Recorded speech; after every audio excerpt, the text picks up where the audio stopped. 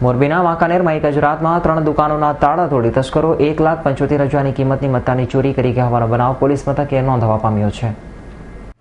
બનાવની જાણવા મળતી વિગત પ્રમાણે વાંકાનેર હાઈવે ઉપર ગત રાત્રિના જુદી જુદી 3 દુકાનોમાં તસ્કરોએ તાળા તોડ્યા હતા, જેમાંથી તસ્કરોને રોકડ મત્તા તો હાથમાં આવી જ નથી, પણ 2 રિવાઇન્ડિંગ દુકાનોમાંથી તસ્કરો કોપર વાયરની ચોરી કરી હતી, તો એક દુકાનમાંથી ટેપ સહિતની મત્તા ચોરી કરી હતી, જેમાં 3 દુકાનોમાંથી રૂપિયા 1.75 લાખની ચોરીની ફરિયાદ વાંકાનેર સિટી પોલીસ મથકમાં નોંધાઈ છે। આ ઘટનાની જાણ થતાં એલસીબી પોલીસ પણ દોડી આવી હતી અને પોલીસે આજુબાજુના વિસ્તારોમાં તપાસ હાથ ધરી છે।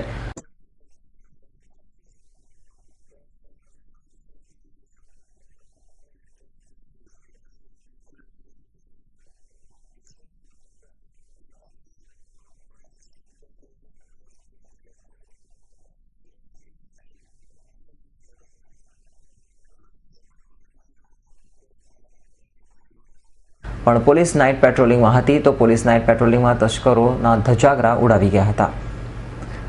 રવિ મોટવાણી, S9 ન્યૂઝ, મોરબી।